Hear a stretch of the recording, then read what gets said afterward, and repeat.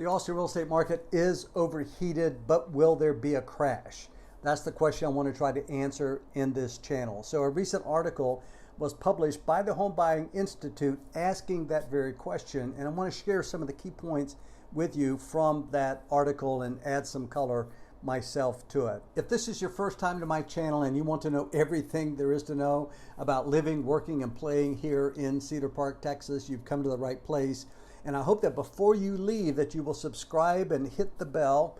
Do me a big favor, hit that bell and so that you'll be notified every week when a new video is posted. And don't forget to smash that like button. Look, I get calls and texts and emails almost every single day from people that are moving or relocating or thinking about selling here in the Austin market, and I absolutely love it. So if you're thinking about this area, Cedar Park, Leander, Liberty Hill, Pflugerville, Round Rock, Georgetown, or North Austin, you've come to the right place.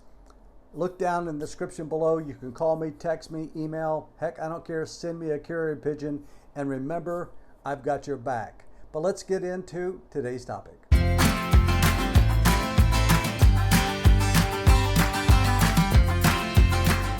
So I just read today an article by the Home Buying Institute that referred to the fact that Austin is an overheated market, but they feel like a crash in 2021 or 2022 is highly unlikely. So let me share with you some of the key points from that article and then some of my own experience as boots on the ground. The article says that a crash is unlikely because inventory remains low and buyer demand remains high. And I certainly have seen that in this year's market. Right now in the Austin MSA, there is a 0.69 supply of homes on the market. That is a month's supply of homes on the market, so that represents only about 3 weeks. And right here in Williamson County, where you'll find Cedar Park and Leander and Liberty Hill and Round Rock and Georgetown, we have a 0.61 month supply of homes on the market. So again, about a 3 week or a little bit less than a 3 week supply of homes on the market. But that's different from what it was a month ago. A month ago, we had only about a 14-day supply of homes on the market. So inventory is low, but demand remains high. Our sales right now for July of 2021 are up 7.3% over the same time in 2020. More sales, less inventory.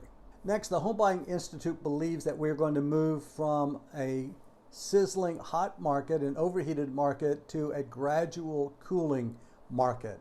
And if you've been following me and my videos, you will remember I've been describing the shift that's been going on in our market. During the first quarter of this year, we were in what I would call an extreme seller's market. Homes were selling within 48 hours of going on the multiple listing service.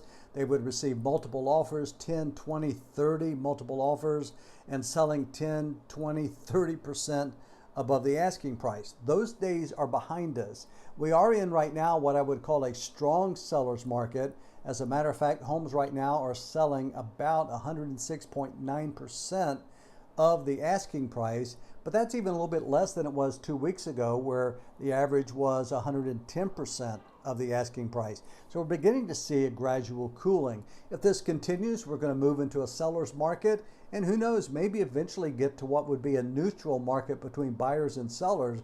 But for that to happen, we would have to have a 5-month supply of homes on the market, and we are so far away from that. Sold prices right now are up 33.8% over the same time in 2020, which is creating an affordability issue for many buyers. They just can't afford to buy in this market, and so those buyers are dropping out of the market.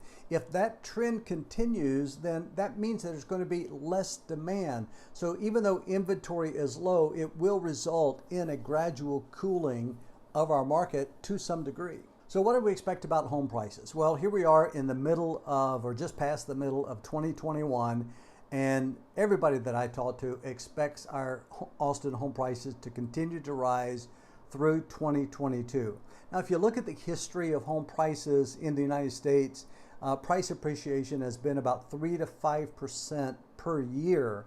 But right now in our Austin market, like I said, our prices are up almost 34% from last year. And Zillow predicts that our home prices from July of 2021 to July of 2022 are likely going to see a 24% increase. So we do expect prices to continue rising quite a bit. We are seeing a slight uptick in listing inventory. In fact, listings are up 3.5% over the same time last year. That's letting a little bit of steam out of the market, but not much. So the chief reason why no one is expecting a crash to our Austin market is the issue of supply and demand.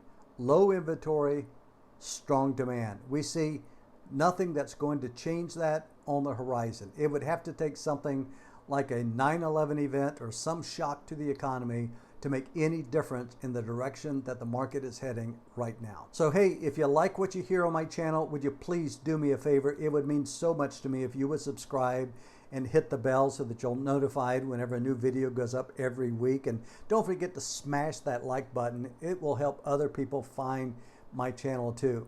So if you are at all thinking about moving or relocating to North Austin, Cedar Park, Round Rock, Georgetown, Liberty Hill, any of these North Austin areas, remember, I've got your back, but you've got to do something. Look down in the description below and you'll see how that you can call me, text me, email, heck, I don't care, send me a carrier pigeon. I'll be happy to help. You're seeing some other videos from my channel pop up right now. So if you want to learn all about this area, what it's like to live here, work here, and play here, click on some of those videos and explore. Thank you so much.